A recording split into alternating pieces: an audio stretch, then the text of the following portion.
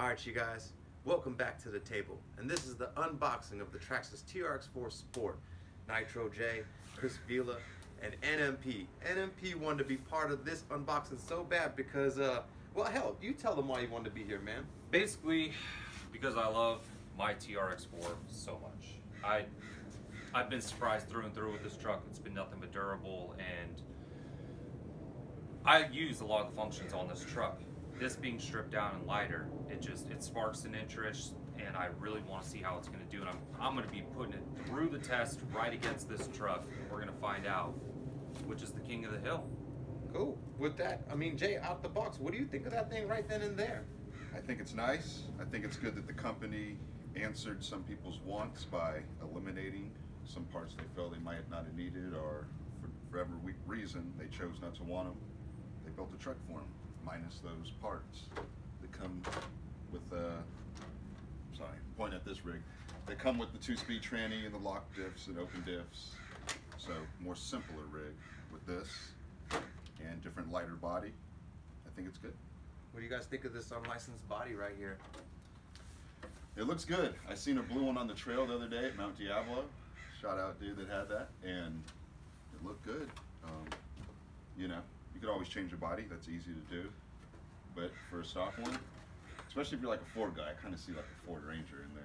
A little bit, you know what I mean? I agree. You could change the body, and yeah, you know, if it being an unlicensed body knocks another $20, $30 off the price, well, you know, hey, what? You gave it a nice flex test, and know? it took it, dude.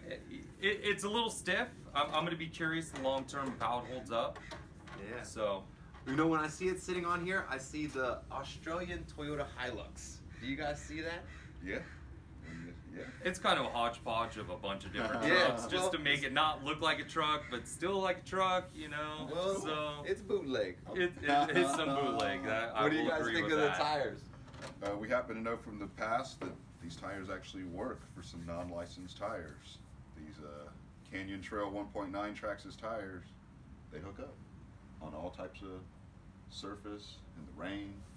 Yeah. We gave them tests. Now with wintertime coming up, I'm going to have the owner actually trim these with nail clippers and give it a little bit more of an aggressive tread pattern. We're going to test them out and see how they do. So we have a couple sets of these. Why not cut one up at this point? That's a great idea, dude. That's Yeah. right.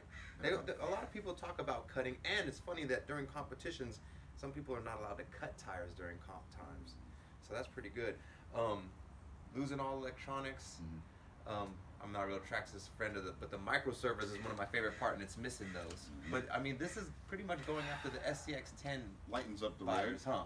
Absolutely. No, I mean, this truck, it's definitely going after the SCX10 buyers, because one of the biggest complaints with the TRX4 when it came out is that it's overcomplicated. It's hard to drive, but, you know, this truck, since I've gotten it, has spent a ton of time on the trail, and it just becomes second nature. And personally, I use the 2-speed and the rear locker frequently on the trail.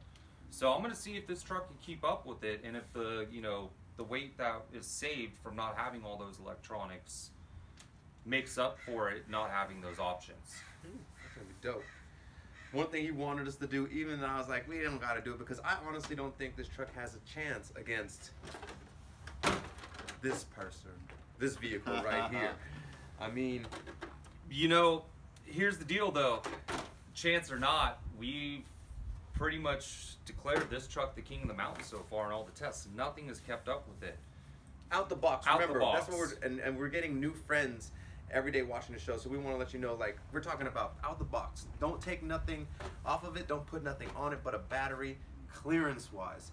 You know, there's no tow hitch on the back. That's got hung up on other vehicles that we went out against. And I feel personally it's a better balanced truck. But Nick thinks, I mean, we got a good challenger right here. Yeah, I mean, despite the fact that the Jeep has way better approach and departure angle, you know, there's just, there's so much that the Traxxis has surprised me on. We need to give it a fair shot out of the box. And I'm going to be very curious to see how they stack up against each other. Because of this man right here, me and Jay got some crawling to do, you know. But we're gonna move this back to the side. And one thing, I mean, I admire about this man is he took a Traxxis and he pushed it to the limits. I mean, Jay, what do you think about Nick's truck, man? It's a great creation. He knew where to add weight, where to spend money, how to make it work together, and he came up with a heck of a rig right there. It's capable and durable, and you can take it anywhere and wheel it, and he puts it to the test. Nothing is broke. It's amazing, right? Yeah, right. You know, I mean, and thank you for that. I mean, Yeah, honestly, I've replaced the body before I broke anything on this truck, and that's not normal for me, because Chris and I, we have just blatant disregard for our trucks. We will watch them and laugh as they roll down a big old hill and just kick it right back over on its tires to see if it's going to keep going again. I was gonna tell you, man, I missed the bug body, but once I saw this body on this truck, it's amazing. What made you choose that body? Honestly, I just liked the way it looked. It had a nice low profile on it, and one of the things I was after was a little bit more of a center of gravity. So I mean, let's put this truck even next to this brand new Sport. You could see how my roof line sits lower than this, so that is more weight down low. And with the terrain that we have out here, most of it is steep rock faces that we're climbing, and you know, at this point we've hit the trail so many times, and I'm getting more adequate to driving this truck, and it's just killing it. So I have to find myself challenging myself more and more and more, and finding different lines on the trail that before I might not have thought were doable with other trucks, but this thing, you know, usually gets it. I think that's what's cool because he's a builder of the crew, right?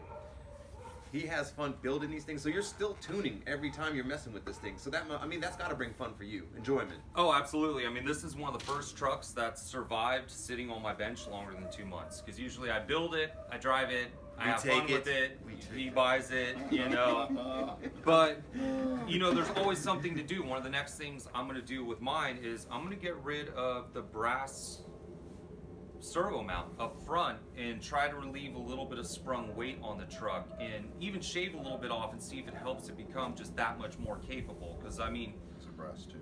yeah, I am running the Samix, basically the portal cover, and then this knuckle is brass, and that's been a great addition to the truck. But I mean, once again, I cannot stress enough, one of the best things I did for this truck is a free modification. It's basically removing the battery pack that would be normally sitting back here.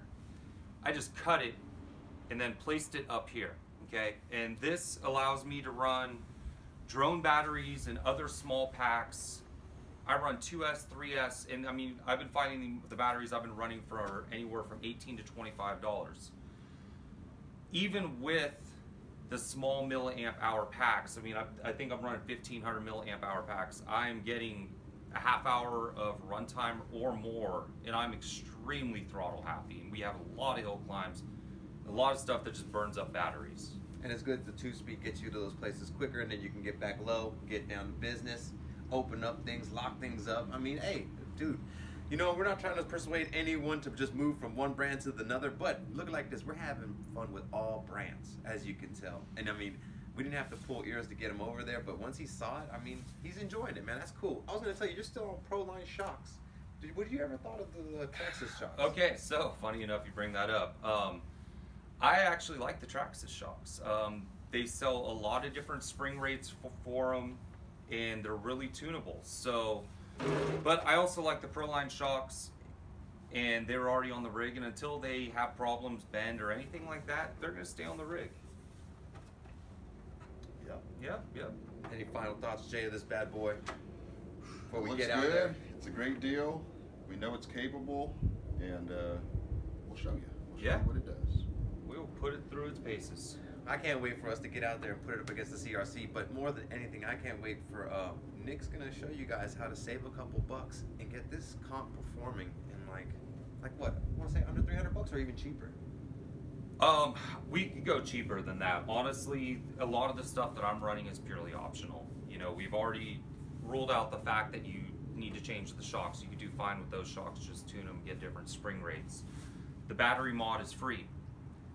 Some of the brass that we can install in the truck, let's just say that's going to be about 80 bucks total. But if I put 80 bucks into an out-of-the-box rig and make it capable and be able to match, you know, comp crawlers, that's insane. That's killer. Woo! And durable. Look at him. He's and giving durable. you all the sauce before we make the I pasta. know, right? You know what I'm saying? You know what I mean? I can't stress enough, like, I am still an axial guy. Like, I like my axials, but this truck has stepped it up in a different way. And the fact of the matter is, the durability has done nothing but impress me. I mean, I almost tried to break this truck with the castle system. Well, we are trying to break it. You didn't break it. I have been trying. I mean, Yeah. I'll hold it full throttle with the castle system and let off with 100% drag, just because I'm trying to figure out how people are breaking gears in these trucks. Because I have my slipper clutch set up properly, and I haven't had one problem. And I mean, I flogged this thing. Like you said, he crashed a body before he crashed a truck, man. Hey, check this out, you guys.